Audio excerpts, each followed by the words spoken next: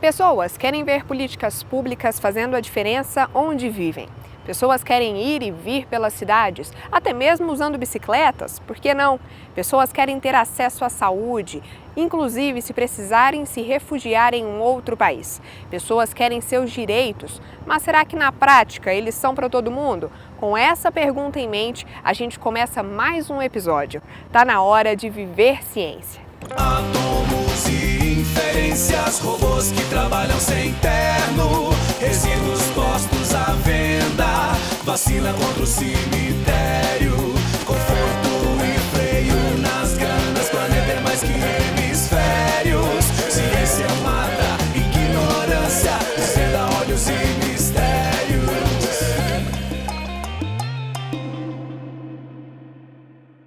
Como de costume, aqui no Viver Ciência, você confere trabalhos de cientistas. Hoje, para começar, a gente vai até a Faculdade de Enfermagem da UFG conhecer o projeto Migrar, Acolher e Cuidar. O foco é na saúde de refugiados e imigrantes que vivem em Goiás. Quando nós consideramos, então, os migrantes estrangeiros e refugiados do nosso país, e em especial da nossa região, nós não temos nenhum dado a respeito da condição de saúde, principalmente saúde sexual. Então, para que nós possamos, então, traçar políticas públicas e saber como cuidar desse grupo, nós temos que conhecer esse grupo. O estudo, essa pesquisa, ela vem com esse objetivo. Começamos a aproximar, então, dessa população no ano de 2018.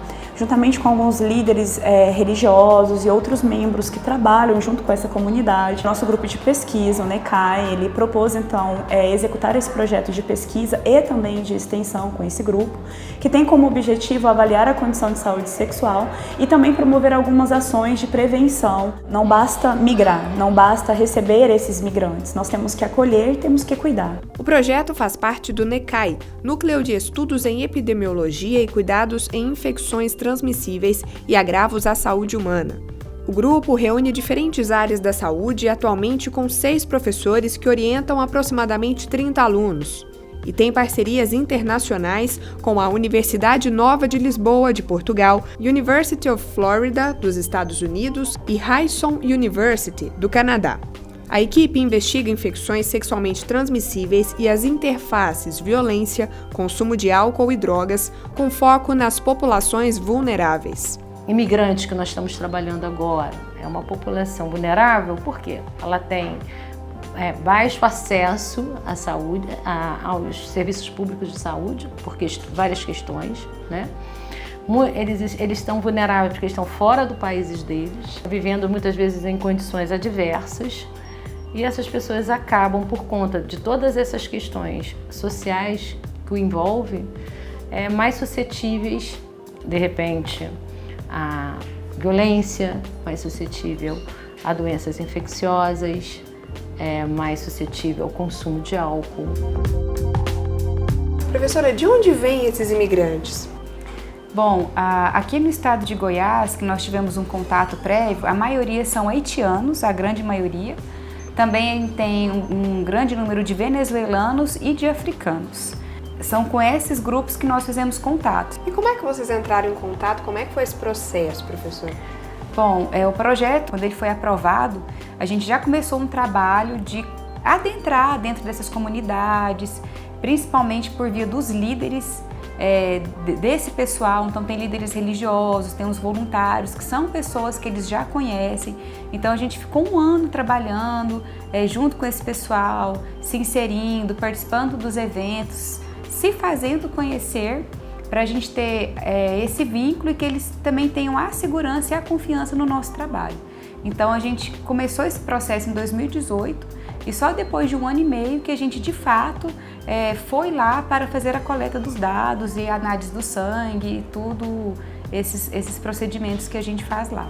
Nós então vamos para esse local e executamos diversas ações. Entre elas a entrevista, utilizando um formulário semi-estruturado na língua do indivíduo, que isso é algo bem interessante de ser mencionado. Na verdade, o maior desafio que nós temos nessa pesquisa é a barreira linguística. Por causa disso, nós conseguimos e fizemos várias parcerias de voluntariados, de pessoas que vão conosco também, que fazem esse elo de comunicação conosco, que nos auxiliam então nas entrevistas, também na vacinação, que é uma outra etapa que nós oferecemos oferecemos, vacinação do calendário do adulto para todos os indivíduos e a testagem rápida para HIV, hepatite B, C e sífilis, além da coleta de sangue e de secreção vaginal para as mulheres. Alguns exames são feitos com testes rápidos no próprio local onde o sangue é coletado. São os casos de exames para descobrir sífilis, HIV e hepatite B e C, por exemplo. Alguns outros, como no caso de hepatite A, são feitos em laboratórios da UFG. Então, são várias etapas, são vários os procedimentos. Alguns testes, como os testes rápidos para as infecções sexualmente transmissíveis, nós entregamos o resultado no momento, e aqueles que são positivos para alguma infecção são encaminhados para ou retestagem ou para tratamento. Essas pactuações, elas foram previamente traçadas antes do início das coletas de dados, com membros da Secretaria Municipal de Saúde de Goiânia, de Anápolis e de Aparecida de Goiânia, que são os locais que inicialmente nós já temos conhecimento de um número grande de indivíduos, imigrantes estrangeiros e refugiados. O pastor Durval é presidente da Associação dos Haitianos do Brasil e vai conversar com a gente sobre o projeto Migrar, Acolher e Cuidar. Pastor, como a associação teve o contato com o projeto da UFG? Esse é um objetivo muito importante para nós haitianos aqui, nossa associação.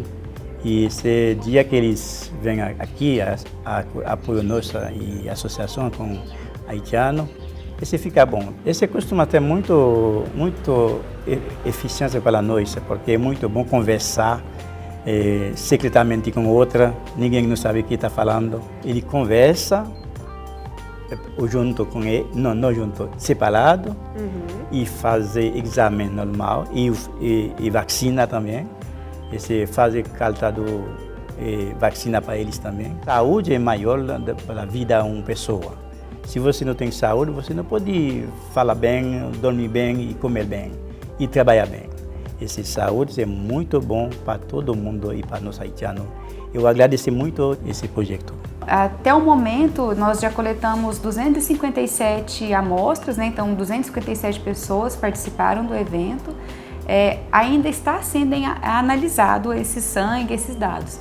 Então a gente não tem assim, uma prévia para dar. O que é importante dizer, eu acho que no momento, é a carência da vacinação dos países de origem desses migrantes. Então, muitas vezes eles chegam aqui sem ter tomado nenhum tipo de vacina, sem ter tido nenhum contato com um profissional de saúde no decorrer da vida.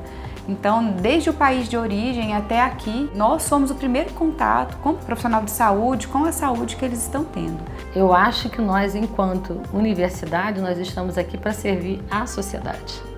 Essa não é favor, é obrigação nossa. Os nossos trabalhos, eles vão ao encontro da meta do milênio, a 2030, né, que é da Organização das Nações Unidas, que são as metas de desenvolvimento sustentável, né, que é o que, dentre as 30 metas, nós temos a de rastreamento de populações vulneráveis.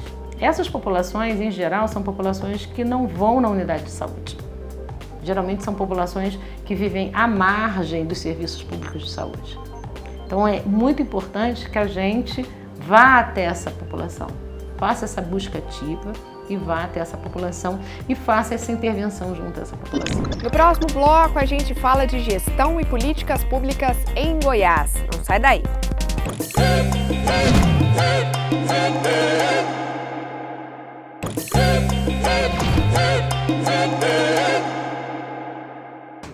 Para a gente ter acesso a direitos básicos, a gestão pública precisa funcionar direito. No caso das cidades, além da prefeitura municipal, uma possibilidade é existirem subprefeituras em cada região para ajudar a gerir tudo de uma forma melhor.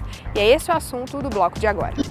A professora Camila, da Faculdade de Ciências Sociais da UFG, fez parte de um projeto que analisou subprefeituras no Brasil Professor, o que são as subprefeituras? Na verdade, são representações da prefeitura nas diferentes regiões de um município, de uma cidade. Como se fosse um órgão regionalizado da prefeitura que concentrasse uma série de serviços que a prefeitura normalmente presta, como, digamos assim, uma representação da Secretaria de Obras, da Secretaria de Saúde, Educação, assim, mini postos de representação da prefeitura, né? Também como uma forma de se conectar com a população, com os habitantes daquela região, recolhendo as demandas, verificando o que está sendo prioritário, para que não haja um distanciamento, para que a sociedade possa participar das decisões do governo, possa não apenas informar das suas demandas daquele momento, mas também, de alguma forma, participar do processo decisório. A ideia seria a seguinte: se o serviço de coleta de lixo da sua rua está com problema ou o asfalto precisando de recapeamento, por exemplo, seria só ir até a subprefeitura que fica na região onde você mora e pedir soluções. Essa é a proposta de subprefeituras que em Goiânia não saiu do papel. Não existe nenhuma funcionando na cidade, de acordo com a pesquisa da professora Camila, publicada no livro Descentralização Intramunicipal nas Capitais Brasileiras, as políticas, a política e a participação. O caso de Goiânia, ele se distingue de todos os outros que nós estudamos aqui no livro. Embora já há muitos anos, a gente pode precisar desde a década de 90, exista uma movimentação formal mesmo para a criação e implementação das subprefeituras aqui na cidade, com a criação de normas que previam o funcionamento e a implantação, elas nunca chegaram a ser efetivadas. Quando a gente parece chegar perto de implementar, acontece alguma decisão que inviabiliza a implementação desse processo de descentralização. Então, o que a gente observa ao longo da década de 90, ao longo dos anos 2000, vários prefeitos que assumem o comando da cidade, o governo, planejam, projetam a implementação dessa estrutura, sobretudo no período da campanha, eles levantam esse projeto, apresentam esse projeto, mas no passo seguinte, que é a concretização, uma vez eleito, isso não acontece.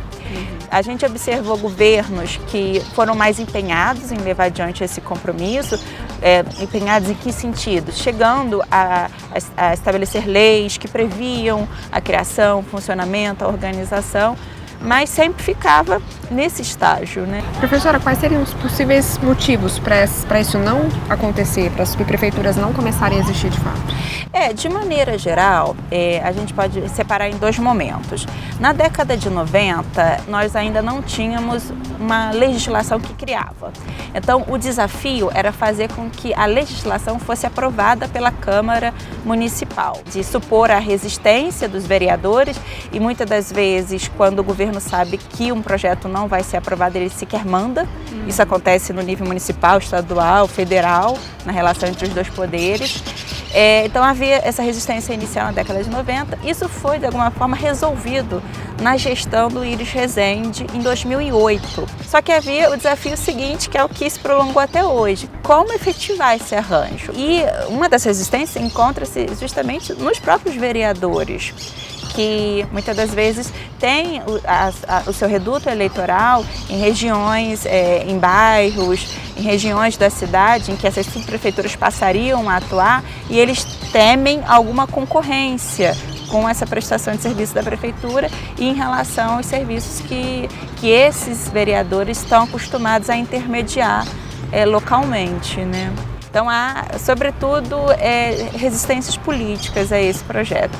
E desde logo eu adianto que isso não é uma exclusividade de Goiânia. A gente observa isso em todos os casos analisados. Há sempre um conflito, desafios dessa ordem na relação prefeito e vereadores.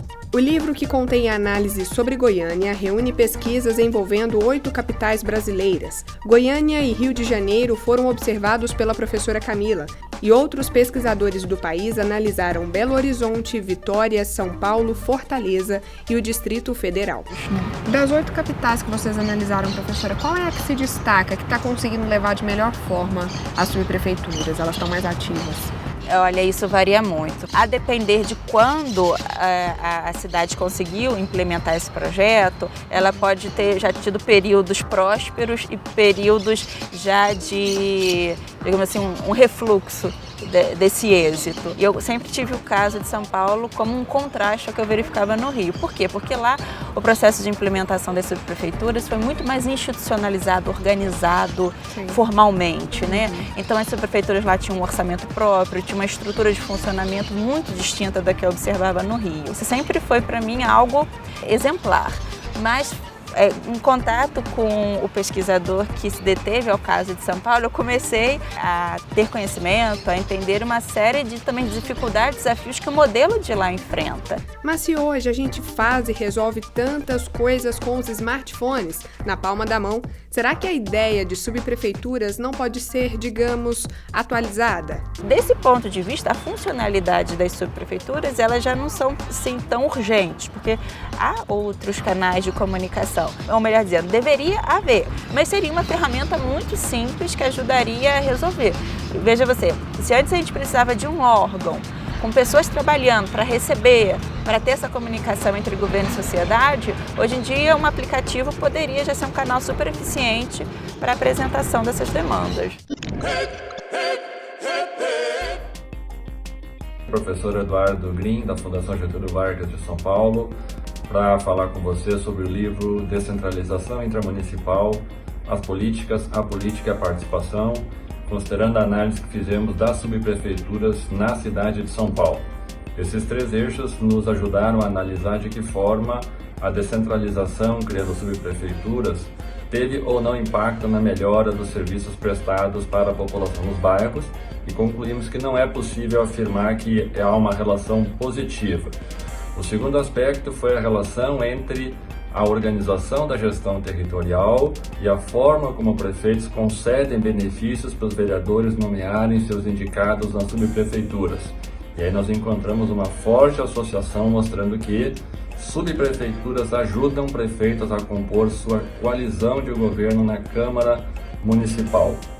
E o terceiro eixo diz respeito à relação entre descentralização e participação popular nos territórios da cidade.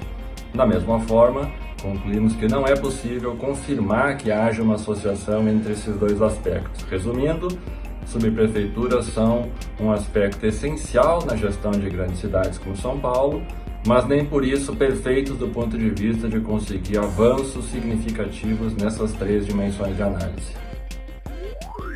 Porque nem todo mundo tem acesso à estrutura necessária para ir e vir pela cidade usando bicicleta. Esse é o assunto do próximo bloco. Não sai daí.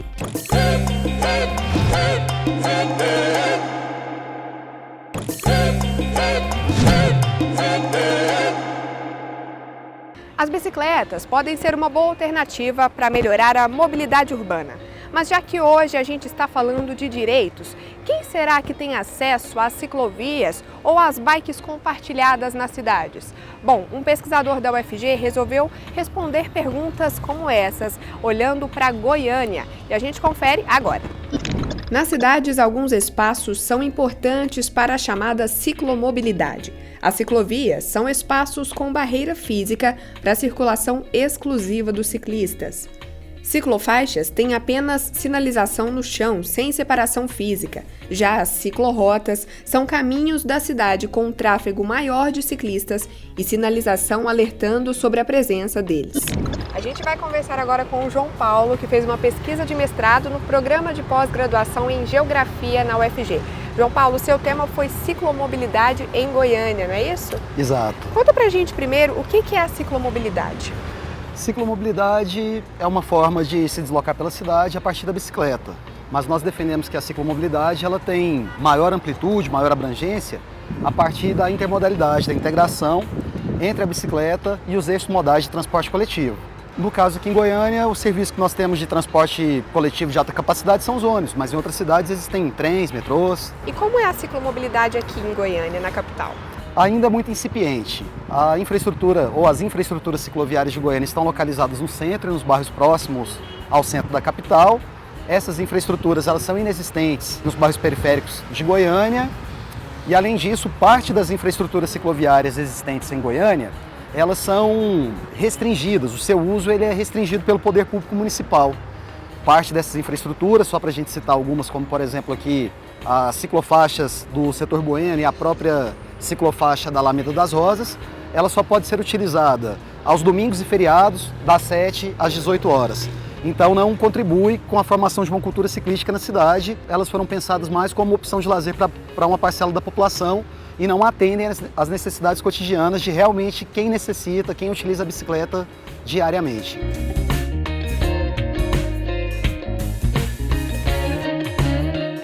Em Goiânia a gente tem as estações de bike, né, João Paulo? Como é que elas funcionam? Bom, Letícia, durante a pesquisa eu analisei as bicicletas compartilhadas, que são geridas pela CMTC, cuja responsabilidade é da empresa Sertel, que presta esse tipo de serviço em outras cidades do país. Depois da defesa, depois da conclusão desse estudo, surgiu um outro serviço de bicicletas compartilhadas em Goiânia. Com relação às estações de bicicletas compartilhadas que eu havia estudado durante a pesquisa, elas funcionam a partir dos smartphones, do aplicativo de telefone e por meio da utilização de um cartão de crédito. De certa forma, isso é um pouco excludente, já que nem todas as pessoas contam com smartphone ou mesmo cartão de crédito.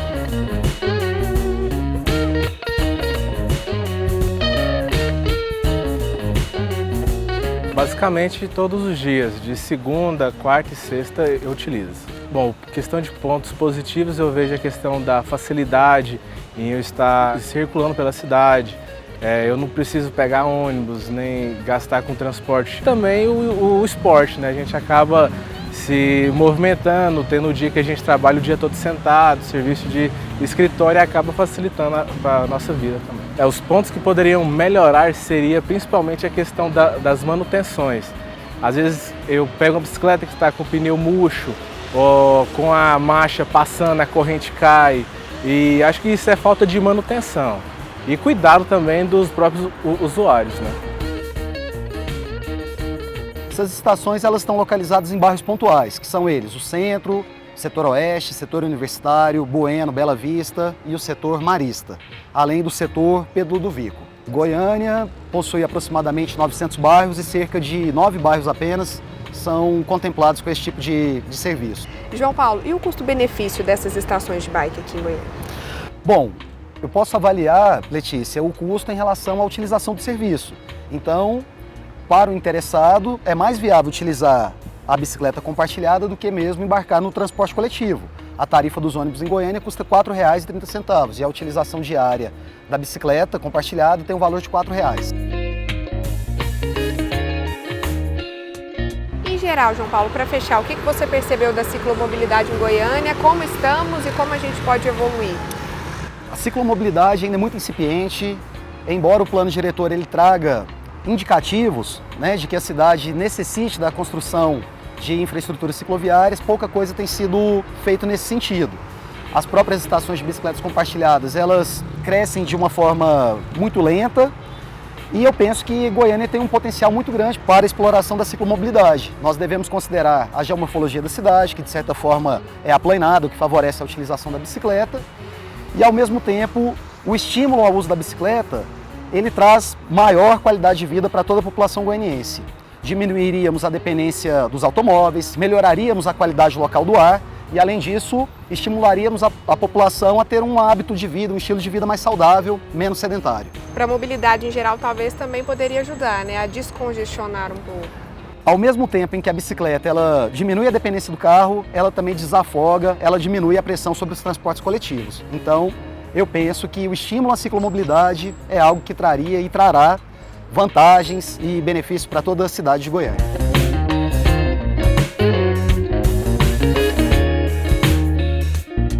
Chegou aquela hora do Viver Ciência em que a gente ouve os especialistas mirins.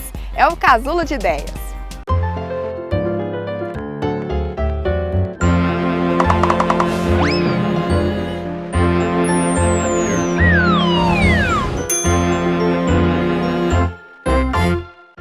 Oi, meu nome é Ana Clara e tenho 5 anos. Ana, você tem deveres na escola? Lógico que tem. Que deveres que você tem? Eu tenho dever de pintar aquelas coisinhas de pintar, lápis rosa de pintar, lápis amarelo de pintar. E que direitos que você tem na escola, você sabe? Já ouviu falar disso? Já. Me conta. Tenho direito de brincar Boa! e também de fazer tarefa. E que direitos você acha que as crianças do mundo têm, Ana? As crianças do mundo têm direito de ter casa, de ter comida, de ter família, de brincar, de ir nos lugares. E os adultos têm direitos também? Tem. Trabalhar, de ganhar dinheiro, de comprar as coisas. Você acha que todo mundo tem direitos? Tem. Todo mundo tem os mesmos direitos? Tem, só que tem algumas crianças que são maltratadas e também tem algumas crianças que são abandonadas, tem que trabalhar e tem que pedir alguma coisa para alguns para vender, mas não querem, mas os outros não querem. E isso tá errado. Uhum. E também alguns adultos têm que trabalhar na rua, porque não tem nada. Tiraram os adultos das famílias. É verdade. Você é muito inteligente, sabia, Ana? Eu vi isso na televisão.